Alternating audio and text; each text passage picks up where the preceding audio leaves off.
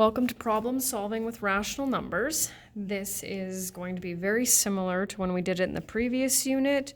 Show me which numbers you use, the operation, and then write a sentence that answers the question.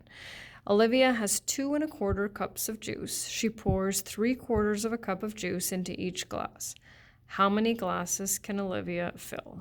So now we're looking at, okay, do we need to add them together, subtract them, multiply, or divide? And sometimes what you can do is you can kind of play around with them and just think, okay, what's a reasonable answer? But sometimes when we throw fractions into a question, students just think, well, it's just too hard, and they think that they can't figure it out. So what I do with this one is I kind of cross this out and I say, okay, well, let's just change this. Let's say she has 10 cups of juice.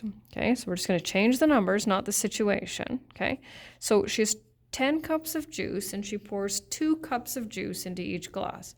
How many glasses can Olivia fill? Well, my guess is you kind of probably figured it out without even thinking too hard, right? What are we going to do?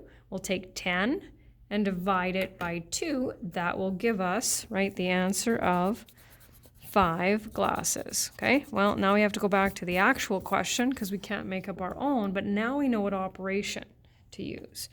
So we take 2¼ divided by 3/4, right? When we divide, we change the first fraction to improper, switch the signs,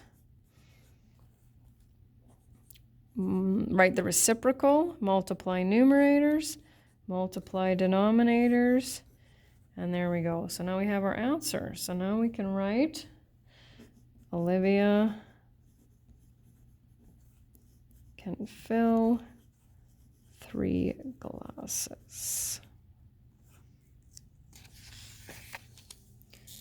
Next one here. Spencer bought 2 pizzas cut into 1/8. If he ate 5/8 of a pizza, how much is left? How much is left usually means that what operation are we going to look at? We're going to look at subtraction, right? So what did we start out with in total? Well, we had 2 pizzas, right? And he ate 5/8 of a pizza. So now we have a whole number, which we know that we can look at as 2/1 if we want, right? So what will our common denominator be? Well, we only have one fraction, so that's going to have to be it, right? So I'll kind of do my 2/1 here.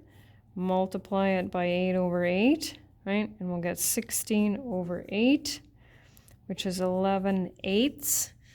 Now, it's not often we speak when it comes to word problems, right, in improper fractions. So for an answer, I'm going to say 1 3/8.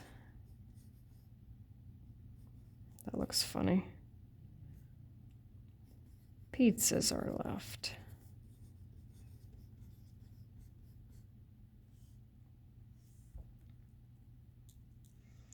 And that's it.